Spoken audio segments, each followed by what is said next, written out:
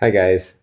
So I'm making this video on the 24th in case this whole watch passes. Now I don't believe it's going to fully pass until about 24 hours from now um, because I think we need to watch all the way to the last minute, all the way until it is not the 24th anywhere in the world.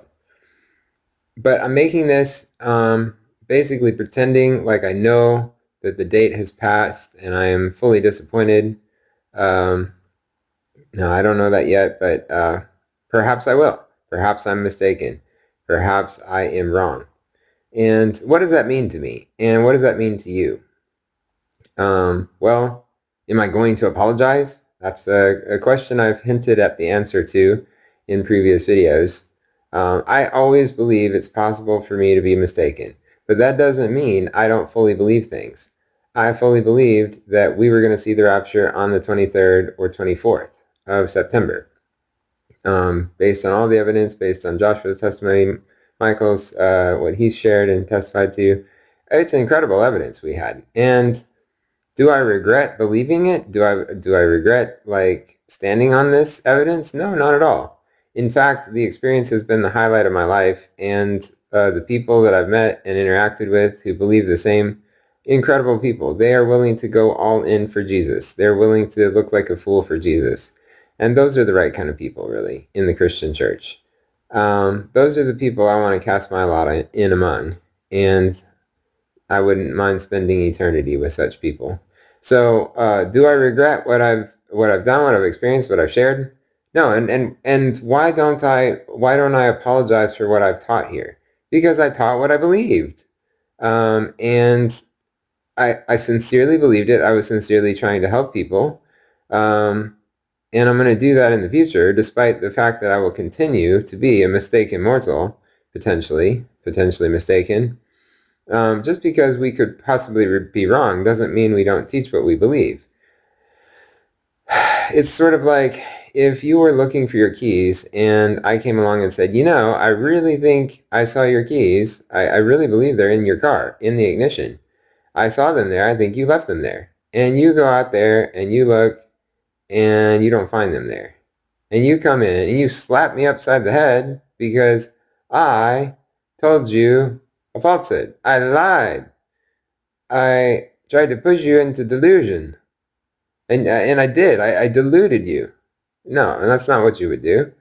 Um, you would just thank me, but wasn't helpful. It's not my fault. I really believed that. Now, if I was purposefully lying to you, that would be a different story. But of course I wasn't. So it's really silly to be down on people who are honestly trying to tell you what they believe and help you. Now, yeah, I'm disappointed it didn't happen, right? I'm terribly disappointed it didn't happen, but does that mean that Jesus did something wrong? No, he didn't do something wrong.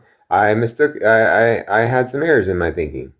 That doesn't mean I was deluded or in delusion per se. But we can have a wrong theory, and it may not be all that wrong. And that's what I believe is happening. So this is not my first rodeo with watch dates. I have experienced 3 previous Feast of Trumpets, all of which I watched increasingly intensely. I believe that, ever since I started watching intensively in 2022, Feast of Trumpets has looked better and better, and now I'm just totally convinced this is going to happen on Feast of Trumpets. If not this year, I believe it's going to be next year.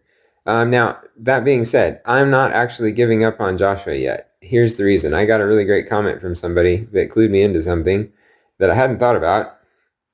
And it's really hard to just quickly say Joshua is a false prophet, given all the confirmation and all that God has given us regarding him and so forth. It doesn't make sense to me. Now, many things don't make sense to me at this point, but that's okay. Maybe someday they will. And I don't know exactly how they will right now, of course, because I have lots to learn. But okay, so let's say that Joshua is not a false prophet, even though his high watch date passed. Jesus told him September 23 through 24 would see the rapture, and it didn't. But did it not? Jesus specified the date, but he didn't specify the calendar. Back in Jesus' day when he walked the earth, the calendar in force was the Julian calendar. It was similar to the Gregorian, but today we still have a Julian calendar. It's just 13 days behind the Gregorian calendar. So the September 24 in the Gregorian calendar is actually September 11 in the Julian calendar, which means that October 7 will be September 24. Our October 7 on the Gregorian calendar will be the Julian September 24. So could it be that the actual rapture date is, by the way we count it on the Gregorian calendar, October 6 and 7, which is, as the way Jesus sees it, September 23 and 24. And could this account potentially for the fact that the bridegroom tarried or delayed and people were found sleeping? Yes, it could definitely account for that. So I think that's a very interesting point that I got from this comment, and I'm going to be watching October 6 through 7. And really, I'm not changing anything about my belief about Joshua. He is a true prophet until that passes, in my opinion. Now, I understand if you don't want to do that, if you want to look at something else or stop watching completely. So I want to say something about that. There is no way that I'm going to somehow stop believing that we can know the day and the hour of Jesus coming ahead of time, that is going to be revealed. To me, like, this whole movement has proved that to me, that God is going to reveal the day and the hour ahead of time. I know he didn't do it this time the way we thought, but wow, this was a God movement. I don't know exactly why or how, but I'm telling you, I cannot stop believing that quickly or easily. This was incredible. It was the highlight of my life. I loved it. And hey, I've experienced previous disappointments. It's all weaving together this grand tapestry of expectation. I have expected many things in the past, but those points have been turning points in my life where I've continued on and expected new things with better data, better understanding, and I've really grown. And I really appreciate the last, 3.5 years of powerful highs and lows. It's been the time of my life, really. Not because I always enjoyed it, but because I've just gone through so much spiritual growth here. And, if Joshua is a false prophet, if it turns out that way, well, then I'm going to look to next year, especially the Feast of Trumpets. That is what I'm going to look at. And I already had a theory about that, and I'll just go right back to that theory. Basically, I haven't recanted anything in my book that I wrote. It makes perfect sense. You got to read it. You got to read this book. It's going to explain a lot of things. And it's a little deep for a short video. And maybe I can get into that in the future. And I plan to make potentially more videos about this same topic because, hey, I'm just sharing my beliefs, my views, my journey. If you don't like it, you don't have to believe it. Your beliefs are your own responsibility, not mine. And so I didn't make you believe anything.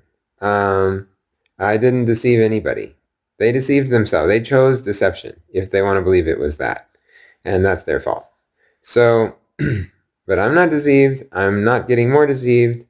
I know that there's a preacher of rapture based on the Bible. I know that we will be given an understanding of when it is ahead of time and that we should be watching for that specifically. I've learned that more than ever before in this last movement. And I'm not apologizing for what I taught, nor am I regretful of what I experienced. And I believe that mockers and scoffers are actually the majority of the Christian church, but it won't always be that way. And there will be a purification. There will be many of them who just give their whole life to Jesus and follow him unreservedly, and they become the heavy hitters for God in the tribulation period. So I'm not against scoffers and mockers per se. I believe that God has a way of working with them, just as he has a way of working with me.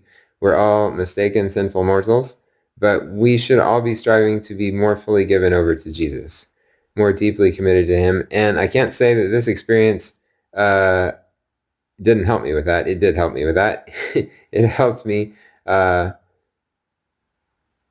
prepare for the rapture. And it's going to happen, guys. And it may be happening in another 13 days. October 7, what a day for the rapture. And it's just so interesting. If that's the case, then today is September 11. My goodness. Like the two big terror attack days. And of course, Jesus is coming like a thief. And a thief is defined by Jesus to come only to kill, destroy, and steal. He didn't come that way for that purpose the first time he came, but he is coming that way for that purpose the second time he's coming, except for those who are watching for him. Those who are truly watching for him, who know when he's coming ahead of time, they are not going to experience him that way. They're going to experience their Savior, their rescue, their ticket out of here. And I'm so excited for that. I'm more expectant of that than ever before, really. And yeah, so I don't want to take too long, but yeah, so I will be posting more potentially in the future. It may not be as regular as it has been. I may end up just watching next Feast of Trumpets 2026 eventually. But for now, that's not the case. I am still believing Joshua heard from Jesus that he is a true servant of the Lord, and that the rapture is going to happen October 7 or October 6, October 6 or 7, which equals September 23 and 24 on the Julian calendar, which Jesus was considering. So, that being said, I'll get off here, and I am praying for you all. I know this is going to be a lot of thinking that everyone will be involved in, and there'll be confusion involved and lots of emotion, and that's all okay, and God can handle all of that. He's not the author of confusion, but he's certainly the overlord of it and the manager of it, and he can be the solution to our confusion if we'll invite him to be that. So I love you all, and I will see you in the next video.